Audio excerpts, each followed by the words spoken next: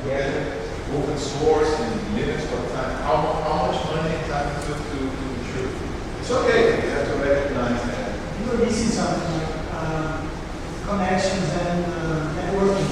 That's so that people are doing great stuff, but they're like hidden in the bush. Nobody knows it. They don't take part in events or anything. They just don't talk because they think they're still their ideas. Right.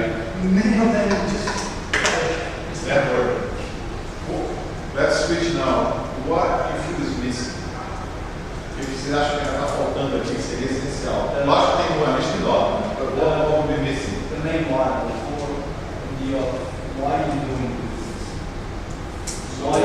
Knowing why you do business. Like, I mean, what's the main, what's the emotional thing that drives you to keep doing all those things? Very, very good. So, I would say... Purpose. What? Purpose. Purpose. Am I right? Yes, yeah, that's right. Do business. The real purpose of the business, right? You're not just making money. Yeah, the real purpose. That's the motivation. True motivation. Can't be money. Only money. Usually there's more to it. What else is missing? What else? Somebody feel the students. Really seeking experience. Because when you start, you provide a lot of experience, so you can be the same stage that other people have been before. You don't know how to go through that for a lot of time with things that are easy to solve that are experience. Okay. If there's more, you can put it on the air, send it to me, but I'm going to, just for the sake of time, accept this as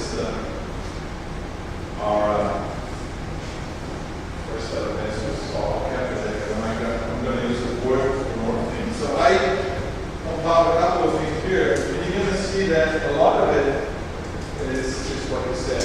Okay, you're not going to read it through it, but you might see a couple of things that you mentioned. One thing I want to highlight is scalability. I don't think we talked about it here. Okay? Unidade para escalar o negócio. This is a very common thing and has to do with what I'm talking about delivery here. A lot of companies come to us, and we usually got 2 or 3 founding partners. They've got 3 or 4 clients, and the more clients they get, the same number of clients they use in the back end. Very common for services. Okay, for products, it's not as common. What it means, you can give your scale point where you can't grow anymore. Okay, you can't find people. One of your founding partners can be at a client on a personal level. You can't build a team to support you. So it's very common to not be able to see the product. I think everything else, I think we touched on. Somebody mentioned something that I think is really important, which is solving your own problem. Sometimes we think we're solving our own problem, but we're not. So always think about this a lot. And the only way to know that is, how do you think you know you solved the right problem? Anybody has an idea? Right. And what else? Go to market. When your client says the solution. Perfect too. You gotta talk to the client. That's when you know. I mean, if you're selling soap, right? It's a home walk. You gotta talk to the lady to actually use it. Okay?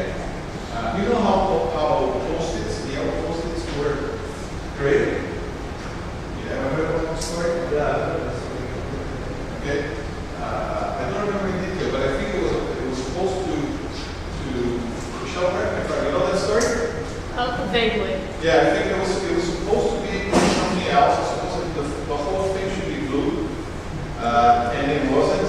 And somebody just realized it was a product that was left over and couldn't be sold because it was a bad design problem.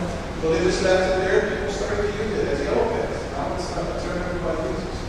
Well, I thought I remember the story, but there was one time that the guys were at one of the major toothpaste manufacturers, Washington. They're in a meeting. This is a true story. They're in a meeting thinking about how to sell more toothpaste. Okay? And they already marketing. They couldn't sell more toothpaste. They did marketing marketing, they couldn't get more clients. And there was a lady serving coffee in the room. And she says, why don't you make the opening of the toothpaste bigger? So you get more toothpaste out of the tube.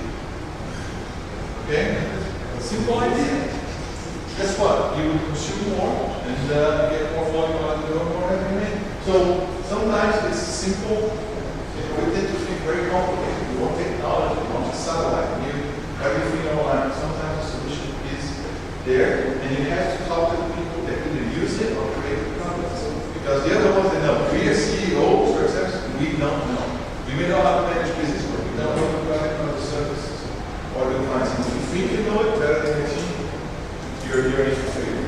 You gotta have a team, you gotta talk to a team, you gotta talk to your clients. There is no single answer. Okay, what's important for you to take what we now all publish to you. What's out there are many trainings and many white papers that talk about this. Okay, the important thing is you gotta build your own list based on what your business is. Okay, and make sure you look at the things that could make you fail. Okay, and that's basically you put your risk point, right? You know what's risky to your business. I know what are failure points. Okay, there are other inputs, but make sure as you build your delivery, you understand which are your failure points. Okay, it's very common in engineering. We talk about that, not so much in business, and make sure you have a plan to address some of the things here. You may think, okay, wrong team. I know I have the right team. Good. Okay, make sure you measure that from time to time. Okay, but other things you may not have. You know, you actually you don't have a plan for acquisition. I mean, here's acquisition of clients. Okay, sales. In some cases, we call it acquisition of clients. If you don't have a plan for that, then you need to do your own plan. So look at this thing, what's out there, and make sure you understand each one of your business and you do it around that. That should be part of your business plan. Okay, should be incorporated. And I think somebody said it to me. Yes. I would like to add something to the competition. Okay, in the past, in the companies where I worked for, and I left very fast after leaving there, they were not only ignoring the competition, they were like blowing down the value the competition can add to the market. So they were saying like, no, they are not as good as we are, so we are better, but without any reason. Or the quality, we have much better quality than the competition, right? Oh, no, they're doing other things. It's not our competition, but actually they are fulfilled the same thing for the customers. Okay, so it's an indirect competition. So these kind of things you have always to consider. These kind of things, not to ignore. Okay. Fantastic. And now, sorry, go ahead, Michelle. Can I add one comment? So my comment is to that is you never degrade your competition. You always say, well, our competition is a good company. Here's how we differ. And when you say here's how we differ, what you do is you automatically change the agenda and you provide the reason that you were talking about these other companies didn't provide. So never ever say our competition is horrible or bad or anything like that. Just say here's how we're different and here's the value to you as the customer. Fantastic. Let me just exemplify what Diego said, and I'll raise my voice. If it's annoying, tell me. Like I said, I have a high-pitched voice too. But when they're talking, I can see that this room is hard to hear. It's echoing. Yeah, there's a lot of echo too. But I worked, as I said, I worked close to General Motors for a long time, in the biggest car manufacturer in the world. When Honda, the Japanese started, you know, the executive at GM said, all they make is porta-dove-grama long, you know, those small things. Honda, we don't care about them. We don't have to worry about them. Okay, look what they are today. The Chinese, right? Everybody thought the Chinese did low-quality products. Do you still think that? We're out of our mind. Everything we buy today is Chinese, right? They started with that. They still do some of that. But underestimating the competition is one of the most stupid things you can do. I say learn from it. Don't ever undermine it. Don't ever underplay it. Keep learning from it because it's a fantastic learning experience. Everybody likes to market their products. So it's a cheap way to learn about things, right? Keep looking at what they're marketing, because it's a good way to learn about your business, your environment, or your competitors, what your clients want. So, as I said, the list that you make is important. It's exercise this. Make this as part of your regular planning. I think Michelle's going to talk about planning. That's one of the things you should be planning constantly about. How are my fail points? Are they addressed or not? Okay? So back to this line. This guy is waiting for delivery. He's probably fine. I'm going to start off with fail.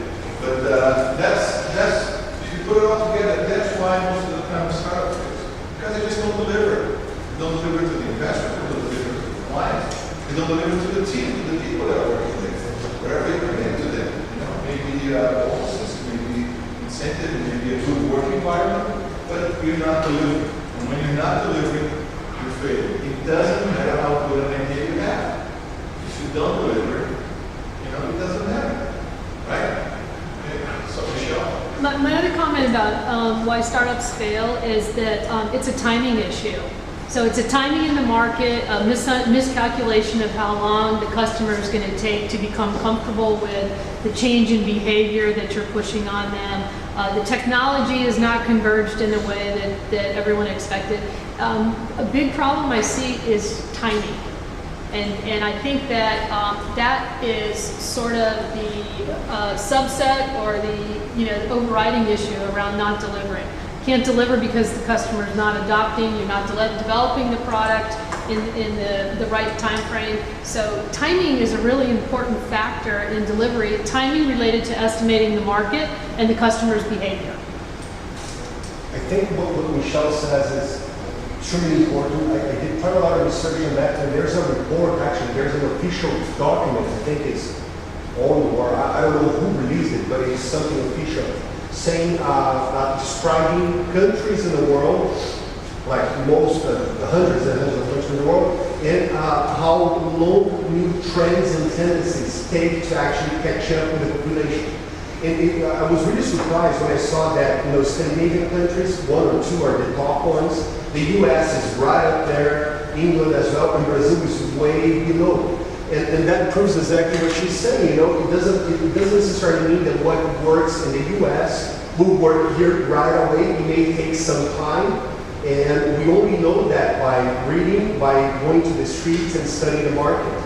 Because what? Because you're trying to meet the person's need, their desires. So you got to learn from that group of people, your clients, how they behave in adopting that. Okay, I have a friend who worked for me. He works at a US company. He wants to come to Brazil to do business. He's American. Okay, married to Brazil. So he came to Brazil. I helped him, and but he actually, at the end of the year, he moved to South Africa. Okay, you know what? He had a fantastic product. Okay, it's a software that was intended for project management, large projects like Vali and other large companies, engineering companies, and he came in and presented the product. The product was great, better than the competition, was cheaper than the competition, had a proven track record, meaning large clients in the US currently use it, but he couldn't sell it. Why? Why did he use that? Yeah, like there's also an investor, for example, in Brazil, for example, for Blockbuster, that, there's still some states in Brazil that, a couple of months ago, I think a year ago still, 2 years ago, it was only Blockbuster. But, in Brazil you have so much piracy, and people, they just, right now, they download movies and so on, and Invite me to certain places in Asia, they sell it. If in Brazil is bad. Same thing in other DVDs on the street. You should see Asia. But some places it's worse. But Alexandre, the example you mentioned, was it because the market, the people were ready for it? What was it the product? Was it the promo? Was it the channel? It was culture. In Brazil, when you do business, you have to know the person. You have to go to dinner, you have to meet their friends or their families, because our legal system is not mature. There's a lot of risks involved. So people don't do business because you have a good company and a good product. They gotta know you. Where in Anglo-Saxon cultures, you come in, you meet a product, its name, works in the US and South Africa, mining company, you pitch it, it's right, everything checks, I'll sign with you in 2 weeks. It's an opportunity. Well, Michelle was saying that, I'm just trying to make it fun. But I can tell you that in And we don't like to say no, right? We go meeting with clients sometimes. At the fifth meeting, they haven't told you that they're developing their own products similar to yours, because we don't like to do that. We like to be nice people, right? Take a lunch and, you know. So we don't like to tell the guy that, because he's going to go away. He's not going to have, especially if you like the person. That's when you really screw it, right? From a business perspective. Because we don't want him to go away. So you got to recognize those things, cultural, consumer habits. Look at those things as well, because sometimes that's why you fail. It has nothing to do with your internal execution. Okay, you can call that not being part of the internal. But I can see. That was nice.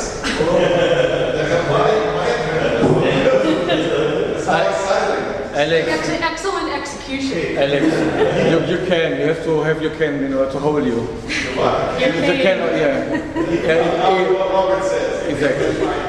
A little bit of fell, you hurricanes and fall soon. Did you take that? I like a copy. Instead of using that video, I can use this one now. Sorry? Gostou? Yeah. I wish it was for other stuff. So let me talk about then how you make the delivery successful. Okay? And I'm trying to convey a couple of things in a more simple way. I mean, who has done an MBA here? Okay. Who hasn't? You may not be missing much. It's a good thing, but it's not mandatory to do business. But we're not going to try and show you how to do a business plan in detail, what you need to do business, okay? Because that's not the purpose. But it's important to you to have some skills around that. What I'm going to do is talk a little bit more focused on startups and what you should be doing. First thing, obviously, is to have a business. If you don't have a plan, okay, you're going to make it. Definition is a plan is something that takes you from where you want to be to where you want to be. Yeah, this is the right definition? Sorry? Definition of a plan. It's the steps that take you from where you are today to where you want to be.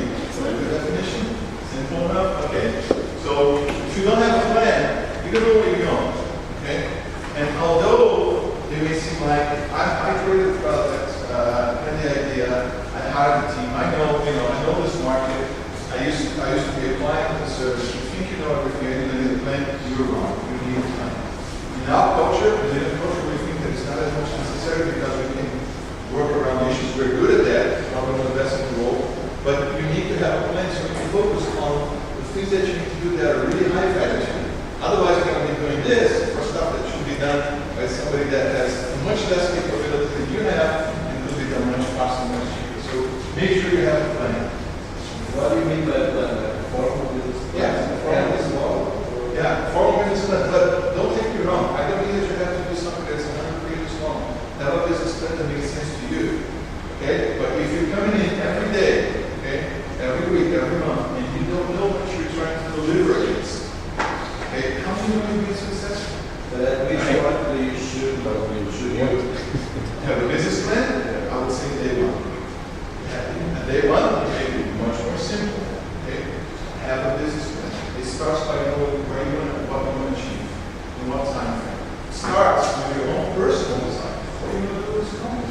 And what about the theory of build, test, build, test, build? It doesn't mean you can have a plan. Yeah, I was about to That say. doesn't, don't. Sorry? I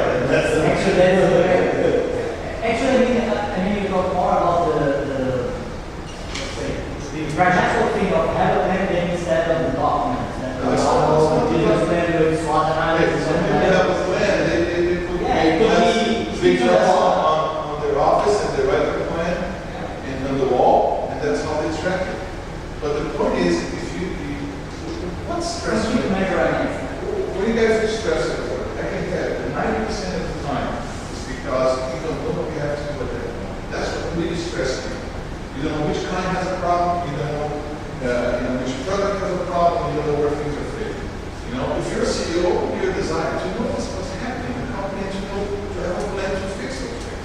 So first you need to know what it is, but you need to have a plan to go do stuff every day. Okay? And you need to make sure everybody understands that's the plan of the company.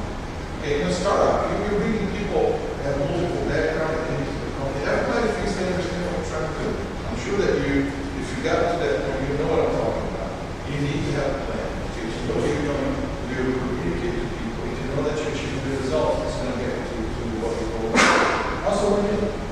yourself, and you take the time to plan it and write a document. It doesn't matter if you have a model, but you're forced to think in detail, to level of detail, more than you're just speaking or in your mind.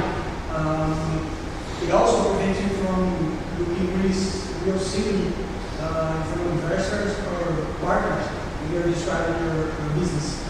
So that's kind of the deal why you should have a plan, why you want. But I totally agree that you should have a plan. I mean, I did mine, I would say, at a later stage. I wish I had done it before.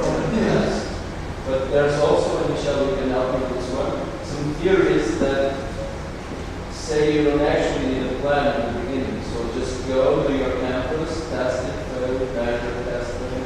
So that's why I did mine at a later stage as well. So I want to know, because there are some contradictory theories about this. Right. And really, let's start up. I know that Michelle speak, but that's one of the things you're going to learn. You're sometimes going to have to choose what's best for you. There's no easy answer. So did I interpret it wrong? Are there theories that actually tell you that you don't need a business plan? Can I make a comment on that? Actually, because the first thing, I made economics, and then you just learn traditional business plan.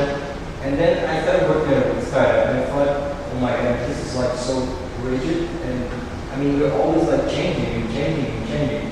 What we do, it ends up to be planned. Like, what we do is we take like shots from a business, like every 7 days or something, and we have guidelines. Because when we have a business plan, sometimes when you have like traditional business plans, you get so much attached to what you have there. But what you said is quite important. You always need to know how your business, like the big picture of your business and the guidelines. But what you mean is, what about lean learning? But that's it. You have your guidelines, and you're always like pivoting, but towards those guidelines. So this is kind of a plan somehow. I mean, he's just saying that you need to. For example, just picking up on what's happening now in Brazil. Startup Brazil 2013. They selected 50 companies based on no business plan, based on a campus model. Right. So that doesn't mean. So there's two theories here. I think the business plan is important. I wish I had done my plans. But then you have some theories that actually things are organized by the state and etc. that don't require you to have a business plan. Yeah, but if you say that the campus is a business plan. The guidelines is a business plan. Business plan, it's like one business plan. Okay? If I can remove that to you, I'll make it easy. You have a plan, because if you're saying you're only going to be, going for the side of what we're calling. If you don't have one comparison, how many will fail? But I don't think I should have a plan. I think I should have a plan.